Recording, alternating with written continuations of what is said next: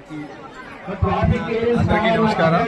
ఈరోజు సభల భోజనాల పండుగ చేసాం. వచ్చిన తర్వాత ఇక్కడ కార్యక్రమాలు అనుకోని చాలా చక్కగా జరుగుతున్నాయి. సిస్టమేటిక్ గా ఎవరి ప్లేట్ లో వాళ్ళే తీసుకుని వెళ్ళి ఒక స్టీల్ ప్లేట్ లో అన్ని కూడా నేచురల్ ఫుడ్స్ అన్ని ఇవ్వడం జరుగుతుంది. అందులో కూడా రుచులు కూడా చాలా చక్కగా ఉన్నాయి. అందులోని ఒక రా రైస్ తో పాటు కర్రీ ఏ విధంగా ఉండాలి, ఉలవచారు ఏ విధంగా ఉండాలి, అలాగే కర్రీలో కూడా ఉప్పు ఎక్కువ ఉండాలా తక్కువ ఉండాలా అని చాలా రుచికరమైనటువంటి భోజనాలు కూడా ఏర్పాటు చేశారు.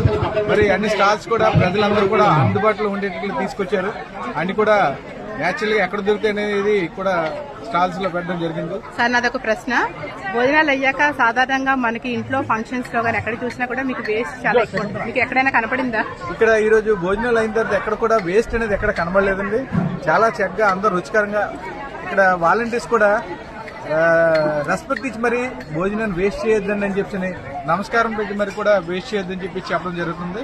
అలా అదేవిధంగా ప్లేట్లు కూడా ఎవరి ప్లేట్ వాళ్ళు కడుక్కోవడం అనేది చాలా జరుగుతుంది. ఈ వంటలు కూడా ఇత్తడి పాత్రల్లో చేయడం చాలా విశేషం అండి. ఇది ఆరోగ్యానికి మంచికరమైనటువంటి చాలా సర్వీస్ చేస్తున్నారు.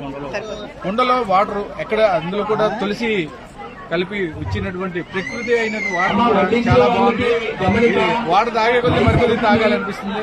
చక్కగా ఆర్గనైజ్ చేసినటువంటి టీం అందరికి కూడా మా తరఫున ప్రత్యేక ధన్యవాదాలు తెలియజేసుకుంటున్నాం. నమస్కారం.